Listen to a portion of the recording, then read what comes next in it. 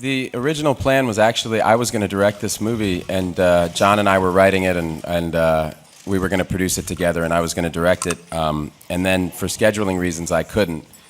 And the first person I thought to call was Gus. Matt's character as he's a salesman, so he believes in the sale more than maybe the actual thing that he's selling, which is salesmen always have an interesting sort of good side and bad side. I think Steve was an anti-hero. He was built as the lead character, the hero of our story, but he was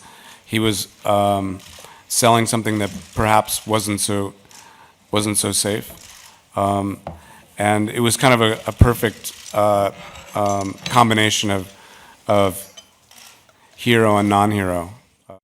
My character, they call them landmen, these guys who go into these towns and they buy these leases from people. And we just talked to some of them. You know, in that way, I kind of approach it the way I would if I was an actor for hire, you know, and it was a lot of the work that I would do had the script been given to me just as an actor, John and I did together during the writing process, too.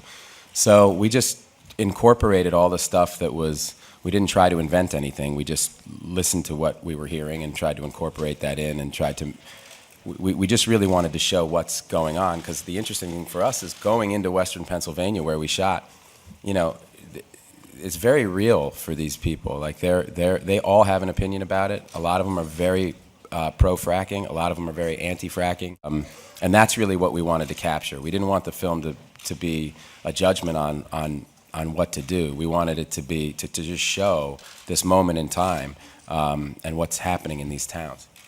You know, Gus and I were talking about it yesterday. We wouldn't go back and do anything differently. We're really proud of the movie, and it didn't get the reception that I would have hoped for. But you know, that happens sometimes.